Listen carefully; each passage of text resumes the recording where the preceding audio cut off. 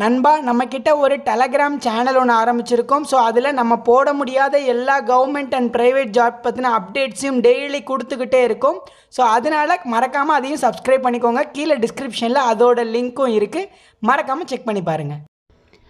வணக்கம் நண்பா, welcome to jobs guide Tamil. Video பிடிச்சிருந்தா மறக்காமல் லைக் பண்ணுங்கள். அப்படியே பக்கத்தில் இருக்க சப்ஸ்கிரைப் பட்டனையும் பெல் ஐக்கானையும் கிளிக் பண்ணிட்டீங்கன்னா நம்ம போடக்கூடிய எல்லா மாசான கவர்மெண்ட் ஜாப் அப்டேட்ஸும் உங்களுக்கே வந்துடும் நோட்டிஃபிகேஷனாக. ஸோ வாங்க இன்றைக்கி வீடியோக்குள்ளே போகலாம். ஸோ இன்றைக்கி பார்த்திங்கன்னா ரொம்பவே ஒரு சூப்பரான வேலைவாய்ப்பு தான். ஆர்டனன்ஸ் ஃபேக்ட்ரின்னு சொல்லுவாங்க. இது வந்து திருச்சிராப்பள்ளியில் இருக்குது. இது வந்து சென்ட்ரல் கவர்மெண்ட்டோட ஆர்கனைசேஷன். அவங்கக்கிட்ட இருந்து ஒரு வேறு லெவல் நோட்டீஸ் ரிலீஸ் ஆகிருக்கு. அதனால வீடியோவை ஸ்கிப் பண்ணாமல் பாருங்கள். ஃபஸ்ட்டு பாருங்கள், ஆர்டனன்ஸ் ஃபேக்ட்ரி திருச்சிராப்பள்ளி, இந்திய அரசு பாதுகாப்பு அமைச்சகம், இங்கேருந்து தான் வந்திருக்கு. ஓஎஃபின்னு சொல்லுவாங்க. இது வந்து திருச்சியில் இருக்குது. ஸோ இங்கேருந்து பொறியியல் மற்றும் டெக்னீஷியன் டிப்ளமோக்கான அப்ரெண்டிஷிப் போஸ்டிங் ரிலீஸ் பண்ணியிருக்காங்க. ஸோ இந்த அப்ரெண்டிஷிப் போஸ்ட் வந்து பார்த்திங்கன்னா ஒரு டைரக்ட் வாக்கின் இன்டர்வியூ போஸ்ட். அதாவது நேரடியாக நீங்கள் போயிட்டு அவங்கக்கிட்ட இன்டர்வியூ அட்டன் பண்ணி அதில் பாஸ் பண்ணுறவங்களுக்கு இந்த வேலை கொடுக்குறாங்க. இன்டர்வியூ எப்போ நடக்குது அப்படின்னா 1ஆம் தேதி, அதாவது அக்டோபர் 1ஆம் தேதி காலையில் 10 மணிக்கு நடக்குது. எங்கே அப்படின்னா அதே ஆர்டினன்ஸ் ஃபேக்ட்ரி திருச்சிராப்பள்ளியில் தான். ஸோ கிட்டத்தட்ட ஒரு 84 வேக்கன்சி இருக்குது அப்படின்றத சொல்லியிருக்காங்க. ஃபஸ்ட்டு பாருங்கள், டிப்ளமோ அப்ரெண்டிஷிப்புக்கு 3542 ரூபா ஸ்டைஃபன் கொடுக்குறாங்க.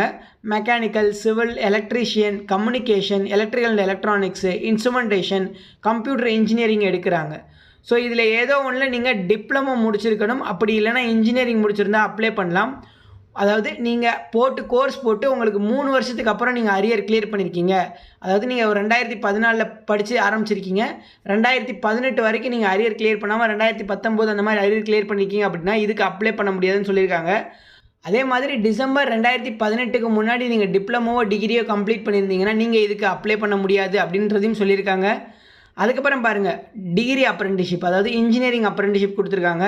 ஸோ இதுக்கு வந்து 4984 ரூபா கொடுக்குறாங்க. இதுக்கும் mechanical, electrical and communication, electrical and electronics, instrumentation, computer engineering எடுக்கிறாங்க.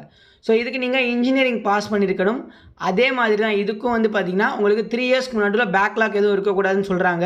ப்ளஸ் வந்து பார்த்திங்கன்னா 2018க்கு முன்னாடி நீங்கள் இன்ஜினியரிங் கம்ப்ளீட் பண்ணியிருந்தால் இதுக்கு நீங்கள் அப்ளை பண்ண முடியாது அப்படிங்கிறதையும் சொல்லியிருக்காங்க. ப்ரோ, எப்படி ப்ரோ நம்மளை செலக்ட் பண்ண போகிறாங்க அப்படின்னா உங்களை மதிப்பெண் அடிப்படையில் தான் செலக்ட் பண்ண போகிறாங்க. அதாவது உங்களுடைய பர்சன்டேஜ் நீங்கள் எவ்வளோ எடுத்திருக்கீங்க, உங்கள் சிஜிபிஏ எல்லாம் செக் பண்ணிவிட்டு அதில் யார் ஹையஸ்ட்டாக இருக்காங்களோ அவங்கள மட்டும் தான் செலக்ட் பண்ணுவோம் அப்படிங்கிறத சொல்லியிருக்காங்க. ஸோ அதே மாதிரி நேர்முக தேர்வுக்கு ஆஜராகிறதுக்கு முன்னாடி நீங்கள் வந்து www.mhrDnats.gov.in இந்த வெப்சைட்டில் ரிஜிஸ்டர் பண்ணி அப்ளை பண்ணியிருக்கேன்னு சொல்லியிருக்காங்க. நீங்கள் ரிஜிஸ்ட்ரேஷன் பண்ணிவிட்டு அந்த ரிஜிஸ்ட்ரேஷன் ஃபார்மையும் நீங்கள் கையில் எடுத்துகிட்டு போகணும் அப்படின்னு சொல்லியிருக்காங்க. ப்ளஸ் வந்து உங்களுடைய 12th ஜெராக்ஸ் காப்பி, அப்ரெண்டிஷிப் போர்டில் அந்த எம்ஹெச்சில் பதிவு பண்ண அந்த ரிஜிஸ்ட்ரேஷனு, அதுக்கப்புறம் உங்களுடைய ஒரிஜினல் சர்டிஃபிகேட்ஸு எல்லாத்தையுமே எடுத்துகிட்டு போகணும்னு சொல்லியிருக்காங்க. கீழே என்னென்ன கொண்டு வரணும் அப்படிங்கிற செக்லிஸ்ட் கொடுத்துருக்காங்க, அதையும் நான் சொல்லிடுறேன்.